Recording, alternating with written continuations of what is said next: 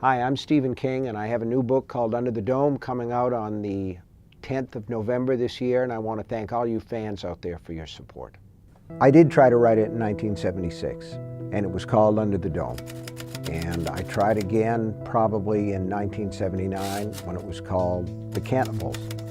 And that time I got a lot further. The good ideas never really leave your mind. It's kind of like a baseball player saying, I missed a really fat pitch. And I'd really like to have another chance at that particular hanging curveball, because in a way that's what it was. About 3 years ago, I was on a plane trip to Australia. It's a 14-hour ride, and I started to think about Under the Dome.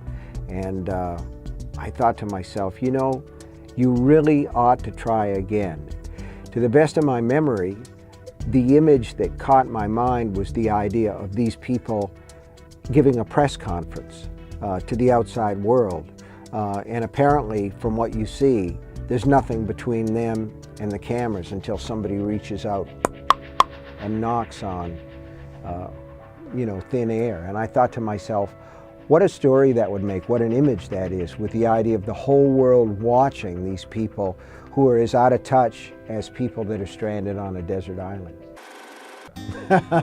They were all fun to write about. I loved this book, and I loved the people in it, and it was great to be working on a big canvas again. I do two kinds of books. I do books that are like murals. They're big and they're populated with all kinds of characters, and then you do the extreme close-up books like Misery, where you're focused on two people, and that's really it.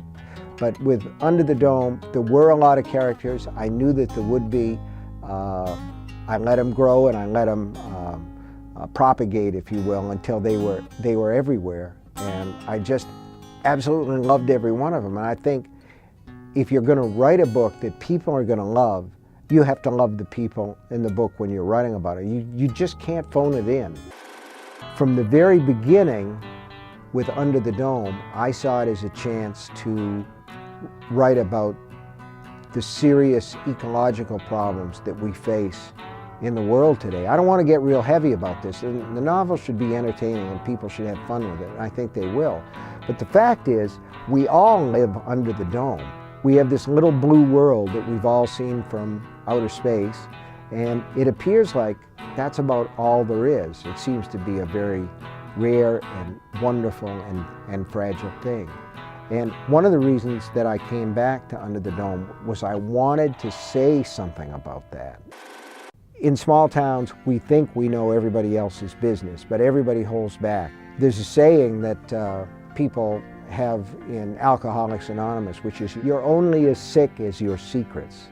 And some of the people in this book are pretty sick indeed. And let's put it this way.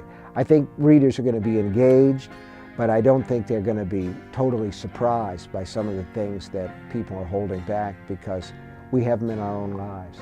One of the great subjects of fiction, particularly fiction that's in the long form, is why do people do what they do under stress? And in that sense, you can see any novel as almost like a test tube case, where you say, what happens to ordinary people in extraordinary situations? How do they behave? Do they rise to the occasion or do they not?